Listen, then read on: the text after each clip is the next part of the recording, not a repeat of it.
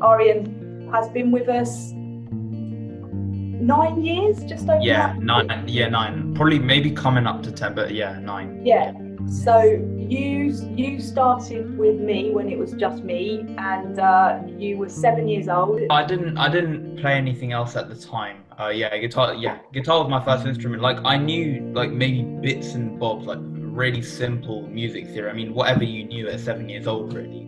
Yeah. Yeah. I mean, yeah, like my primary school, it was an arts primary school, so it was like they were always making us do stuff with like everything like musicals and choirs. That helped as well. And also, like my parents as well. Like my dad definitely pushed me to take up an instrument. Cool. Just as sort of something extracurricular, right? Because yeah, like school and studies and everything is really nice to have like something else you can do, and something as big as music that you can basically take on with you for the whole of your life. Yeah, absolutely. Yeah, just pick it up at an early age is great. To be quite honest, I just thought it was pretty cool, right? Because a lot of people like start to play piano and stuff, and like I was watching people play piano, and it was nice, but I wanted to do something different. And on TV and media, you always see guitar players just shredding it out, music, whatnot, and I thought that was really cool as a kid. Not as much at that age because I was quite young. Yeah. I just saw the guitar as like just quite a fun instrument to play, to try out, and so yeah. I don't think I did. I think I just wanted to play and just see how good I got. Like as a raw beginner, definitely fretting is a very new concept. I remember always getting blisters and stuff on my fingers. Yeah. Like when learning how to fret on the fretboard, and chords. I feel like chords is always a big thing when you start out. People tend to struggle with it because it is quite weird. They're quite weird shapes you make with your hands, and it's Totally. you build up. So definitely chords, like fretting on the fretboard was a big deal. And big deal now. Yeah, carrying on. Yes. And picking is another one. Yeah, picking. Yeah. Again, picking. I think another one is that's another big one that a lot of people find. Even like good players, very skilled players, have to think about their picking.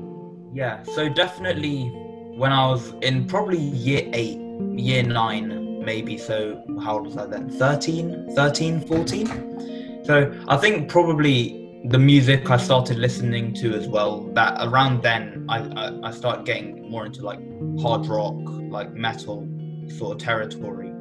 And I started listening more to these guitar players, I don't know, like Marty Friedman, Yngwie Malmsteen, like the shredders, if you will. And I was just like, I want to do that. And what actually happened, I was actually hitting a bit of a rut before that, and I definitely wasn't practicing as much, and I was just getting a bit sort of tired of guitar. And that happens with every player. It's sort of a cycle, right? But then after that, I started playing more, listening to more music, practicing, and then also understanding more, because around then I also took up music GCSE, because my music theory, I mean, it's never been too strong, but I definitely at that age I started to understand it a bit more as well. So I think probably all of those factors combined just to me like getting into a guitar a lot more. Yeah, that's exactly what happened. I mean, it just like something clicked, right? And then it just went from there. Yeah. Yeah, I used to play a bit of drums for a few years. Like, yeah, it is pretty simple. It's not great or anything, but yeah, no, I know my way around a kit. I can read music, so drums. So yeah.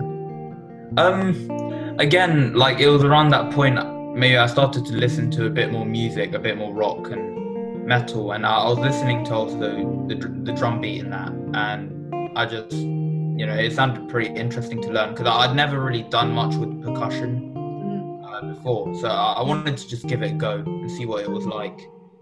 It looked pretty fun to play as well when I saw other people playing it, so I wanted to give it a go, and my school was giving lessons, like external lessons. Probably around year 10, I'd say, so 15-ish, 14, 15-ish.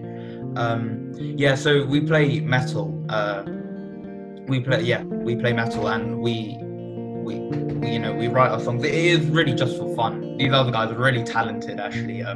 one of them moved to another sixth form. But yeah, so it was really just for fun, to be quite honest. Just, you know, get together, write some songs, jam out.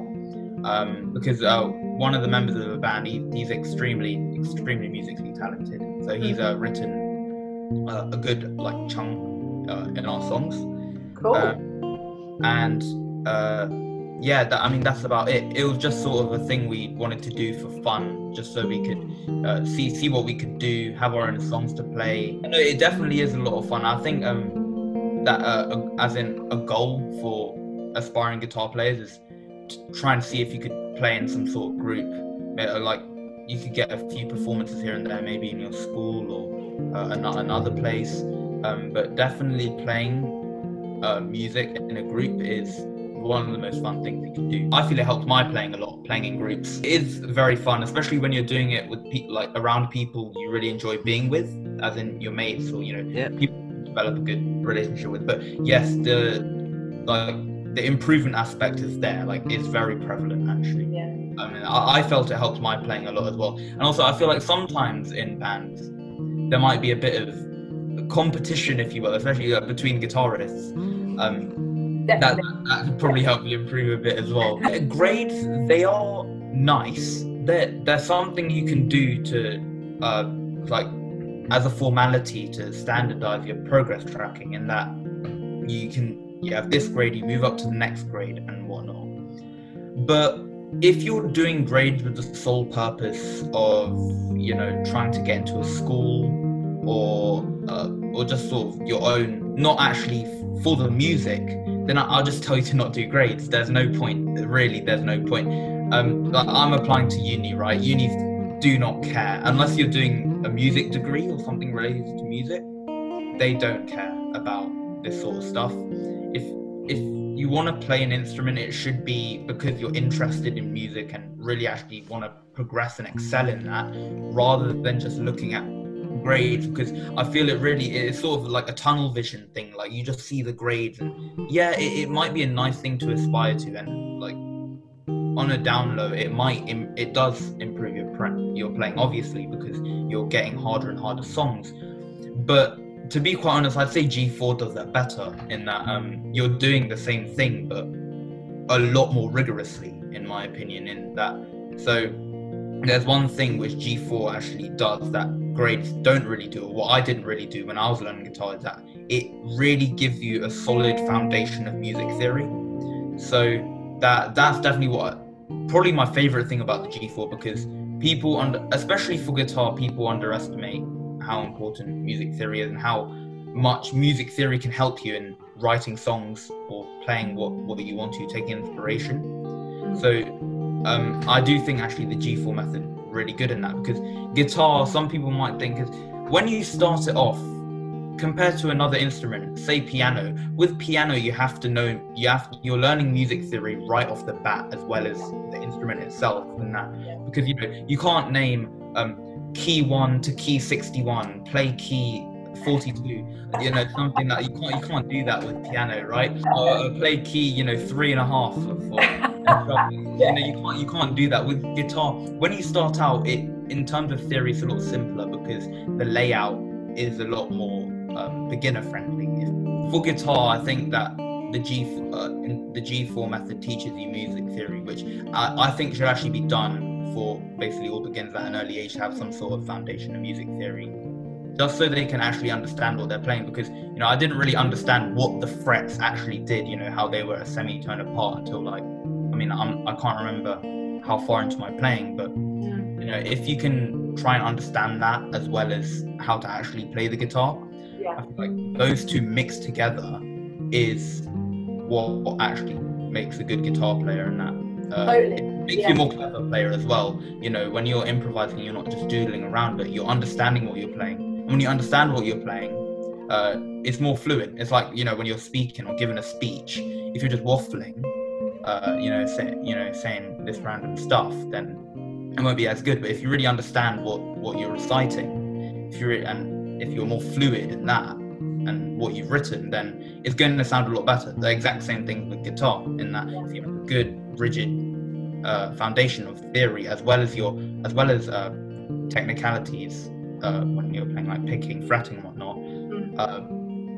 From an early age, especially, I think that's probably the best recipe for making a really successful guitar player. I think that it just takes the fun out of it. You know, guitar, it's not a subject at school where, you know, you have an exam that you need to pass. I definitely have enough of that. But no, I'd say it's more of a creative outlet. It's really what you want to get done with it. It's grades definitely. Yeah, it's kind of sad to see people are, you know, like leaving guitar just because of the grades, because that definitely shouldn't be the case. You know, I'm still like improving as a guitar player. I'm still learning. Like, I'm taking lessons with Jimmy, but I think I'm at a stage where I can help people who are like me when I was 7 years old.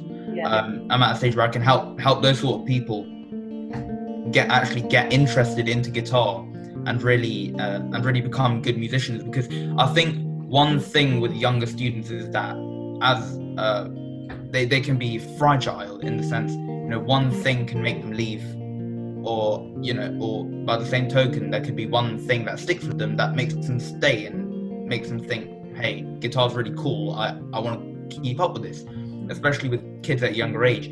So I really wanted to do that, because I feel like music in general, but guitar is obviously my favorite instrument. Helping younger kids do that definitely be good. And also in the sense that I feel that teaching something is a way of actually improving yourself, because as you said, like Catherine and I had to go back into the G4 method, and there was stuff that we didn't get taught initially, and we were learning new things that before I knew how to read music, but guitar music is like slightly different in the sense of knowing what fret matches what note on the stave. So that's something I had to learn, but again, it's a useful skill, and I enjoyed learning it. But in general, teaching something that you're doing, I feel consolidates whatever you know, and it can help you also. It makes you a better player, because it makes your foundations more rigid in that sense. So just those factors, I thought, you know, maybe being a teacher, a part-time would be something for me. I feel like I'd enjoy it, and I feel like I'd be being able to help others who are like me get good at guitar and get really into it. It's a nice thing. It's a really good thing.